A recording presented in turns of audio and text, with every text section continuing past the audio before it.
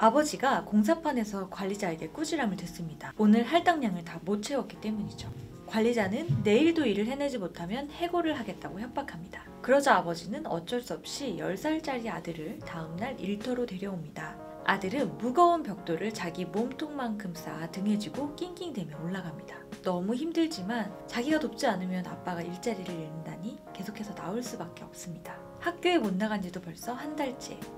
꿈을 갖기는커녕 오늘도 다치지 않기만을 기도합니다. 관리자는 아이를 보고도 못 본 채 지나갑니다. 할당량을 채우기 위해서 아이를 동원하는 것도 방조하는 것이죠. 주변에서 이런 상황을 발견한다면 당연히 아동학대죄로 신고하시겠죠. 끔찍하지만 이는 인도네시아 팜 농장에서 흔히 벌어지는 일입니다.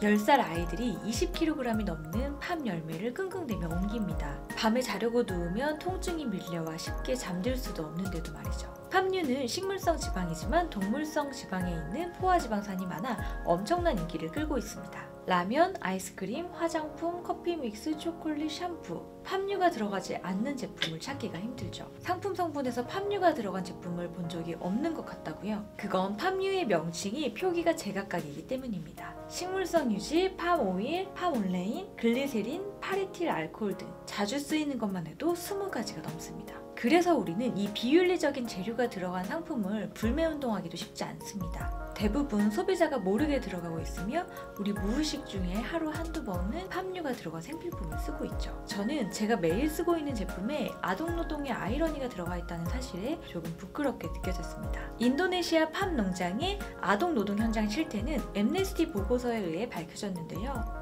엠네스티는 세계 인권 침해 현장을 조사하고 전 세계 사람들에게 이를 알리는 일을 하고 있습니다. 엠네스티에는 법적인 구속력은 없지만 사람들은 엠네스티가 파헤치는 인권 문제에 관심을 기울이게 되고 법적으로 해결하거나 불매운동을 벌이는 등의 방식으로 인권 문제를 해결해 나가고 있습니다.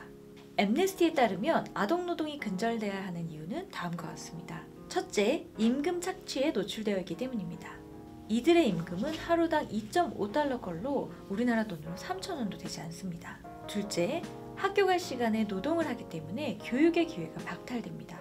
셋째, 위험한 작업 환경에서 아무런 보호장구 없이 산업재해에 노출됩니다. 예를 들어 유럽에서는 사용 금지한 맹독성 화학물질을 사용해 실명에 이르거나 심각한 질환에 시달리기도 합니다. 제가 오늘 소개한 책은 세계 시민 수업 아동노동이라는 책인데요. 방글라데시의 옷 공장, 우즈베키스탄의 목화, 인도네시아의 팜오일, 코트디부아르의 카카오 등 전 세계 아동들의 아동노동 실태를 청소년들도 읽기 쉬운 문체로 설명하고 있습니다. 잠시나마 우리가 아동노동 문제에 관심을 갖는 것만으로도 아동노동의 상당 부분이 사라질 수 있습니다. 세계 시민 수업 아동노동입니다.